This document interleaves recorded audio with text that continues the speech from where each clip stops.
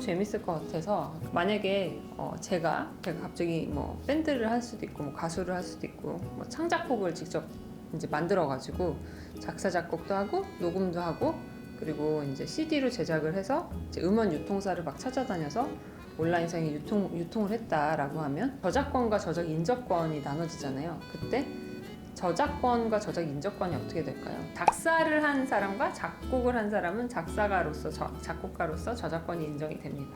2차 창작으로 뭐가 있지 않을까? 2차 창작은 기존의 음악이 있었을 때 내가 그 음악을 변형해서 뭔가 새로운 창작물이 될 정도에 이르지 않는 변형을 했을 때는 이거를 2차 창작물로서 이제 2차적 저작물 작성권이라고 해요. 그래서 그거를 만들 수 있는 권리가 인정이 되고 만약에 그 동일성이 완전히 상실된 정도가 된다면 그거는 새로운 창작물이 돼요. 근데 일부를 변형하면 이건 2차적 저작물 작성권이라고 하고 만약에 이건 역시도 저작권자의 허락 없이 이렇게 하면 그거는 저작권 침해가 될 수가 있습니다. 그래서 만약에 내가 노래를 만들고서는 그걸 뭐 음악을 조금 변형시킨다든지 변조를 한다든지 뭐 리메이크 할 때 많이 좀 변화를 주잖아요. 이런 거는 2차적 저작물 작성권의 범위 안에서 이루어진 것이라고 생각하시면 되고 그때 역시도 저작권자로부터 동의를 받거나 저작권자와 이용 허락 계약을 체결해야 되겠죠.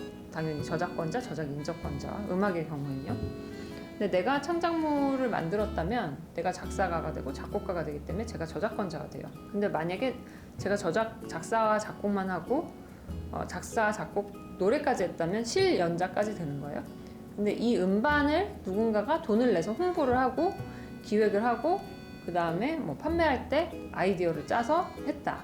보통 이런 역할을 어디서 하나요? 소속사에서. 그쵸. 소속사 기획사에서 많이 하죠. 소속사 기획사는 이때는 음반 제작자의 역할을 하는 거예요. 그래서 음반 제작자 역시도 여기서 말하는 저작 인접권을 갖게 됩니다. 그리고 이렇게 만든 음악을 이제 어디선가 틀어주잖아요. 라디오에서 틀 수도 있고 방송에서 틀었다 하면 그 방송 사업자 역시도 저작 인접권을 갖게 되고요. 그러면 이제 조금 이제 생각을 해볼게요.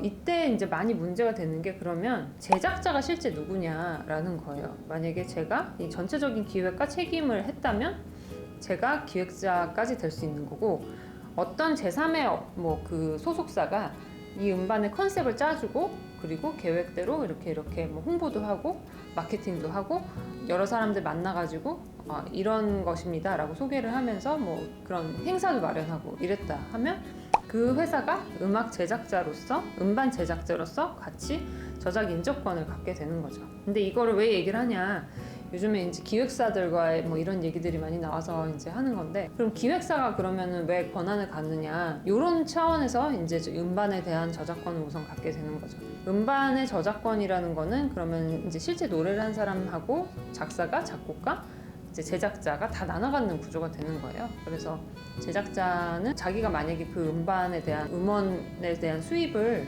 취득하게 된다면 전부 취득할 수 있는 건 아니고 그걸 사실 나눠줘야 되는 거죠. 실제 실현자인 가수, 작사가, 작곡가. 근데 그 배분 비율은 뭐 개별 계약에 따라 다르겠죠. 배분 비율까지 국가에서 정해주거나 뭐 저작권위원회에서 정해주는 건 아니고 아마 뭐 가수가 처음에 기획사에 입사할 때 뭐 음원 수입에 대해서는 얼마 대 얼마로 배분한다 이런 내용의 계약이 있을 것 같아요.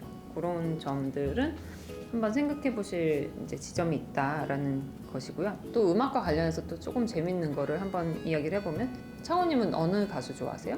최근에는 다이나믹 듀오. 그러면 이제 전체적인 노래에서 기본이 되는 뭐 비트 부분만 따가지고 그거를 활용한다라고 할 때는 어떻게 이제 여기에 대해서 허락을 받아야 되는 걸까 하는 점이 조금 문제가 될 수가 있어서 한번 생각을 해봤는데요. 만약에 그 일정 부분만을 악보로 만들어서 판매를 하거나 이럴 때는 이때 역시도 그 악보를 제작하거나 또는 이제 배포를 한다거나 할 때는 저작권의 침해 문제가 생길 수 있기 때문에 반드시 저작권자와 협의가 필요합니다. 특히 여기서는 이제 곡이잖아요. 곡에 대해서 드럼 부분만 따온다든지 건반 부분만 따온다든지 할 때는 사실 작사나 작곡 뭐 이런 부분, 작사와는 무관하고 작곡과 관련이 있겠죠. 작곡가와의 어떤 이용 허락 계약을 체결하고 이 부분을 복제를 한다든지 배포를 한다든지 해야 되는 부분들이 있습니다. 그래서 우리가 생각할 때 뭐 음악 같은 거를 여러 개로 쪼개서 악기별로 나눠서 했을 때 뭐 이 악기에 대한 부분만 우리가 활용하는 건 괜찮지 않을까라고 생각할 수 있지만 그건 아니라는 거죠. 전체적으로 하나의 곡을 이루고 있기 때문에 그걸 악기별로 나누더라도 그 악기에 대해서 별도로 내가 쓰겠다. 그러니까 전체 곡의 뭐 예를 들면 비중이 얼마인지 모르지만 5분의 1일 수도 있고 4분의 1일 수도 있고 그거를 이제 작곡가와 협의를 해서 이용 허락 계약을 체결해서 써야 된다라는 부분들도 한번 생각을 해보시면 좋을 것 같아요.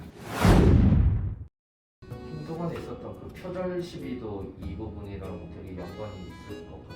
표절 같은 경우는 조금 차원이 다른데요. 이제 저작권 침해까지는 이르지 않는 것이라고 생각을 하면 될 것 같아요. 표절은 사실 저작권 침해에 비해서는 좀 강도가 낮은 거고 저작권 침해는 사실 형사처벌까지 있잖아요. 그래서 우리가 저작권 침해라고 할 때는 보통 복제권 이런 경우가 많이 얘기가 될 텐데 지금 말씀하신 표절이 굉장히 좀 심화된 강도가 높은 거를 저작권 침해라고 생각하시면 될 것 같아요. 근데 예를 들면 표절은 제가 그 정확한 기준은 모르겠는데 뭐 한 소절, 뭐 두 소절 이런 것도 표절의 기준이 있는 것 같더라고요. 그것도.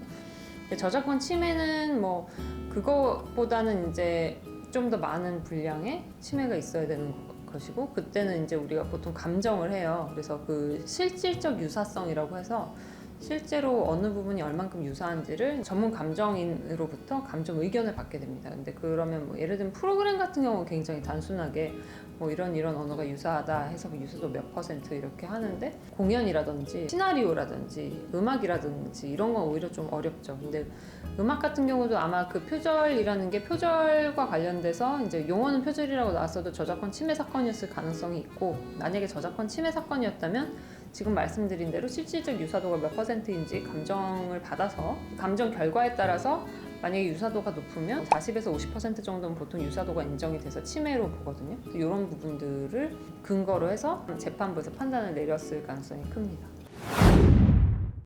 하나 남은 게 지금 링크예요. 우리가 음악 저작물을 홈페이지 같은데 이제 링크를 걸어두는 것, 그거는 저작권 침해일까요? 예전에 그 기사의 인베디드 링크랑 비슷한 느낌일 것 같아요. 맞아요. 딥 링크나 직접 링크 방식으로 하는 거는 우리가 그 링크를 눌러야 음악이 나오고 음악이 나오는 사이트로 직접 이동을 하는 거잖아요.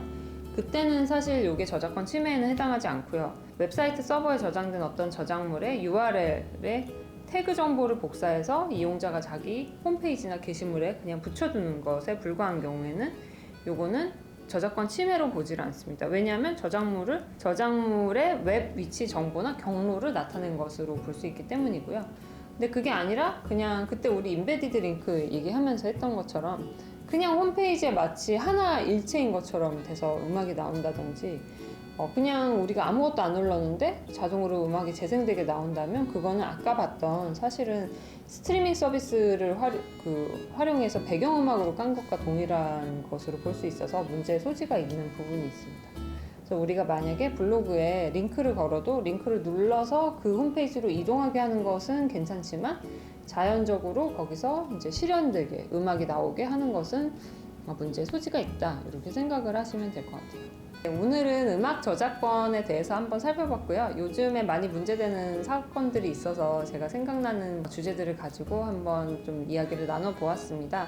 우리가 오늘 말씀드린 거는 저작권하고 저작 인접권 그 둘 간의 관계 그리고 어떤 음원을 가지고 이제 음원 저작권 수익이 발생했을 때 이제 저작권자랑 저작 인접권자가 함께 나눠 가질 수 있다는 그런 점들을 생각해 보시면 좋을 것 같고 그러면 지금까지 달콤소금 법률 사전 한서희 변호사였습니다. 다음번에 더 재밌는 주제로 찾아뵙도록 하겠습니다. 감사합니다.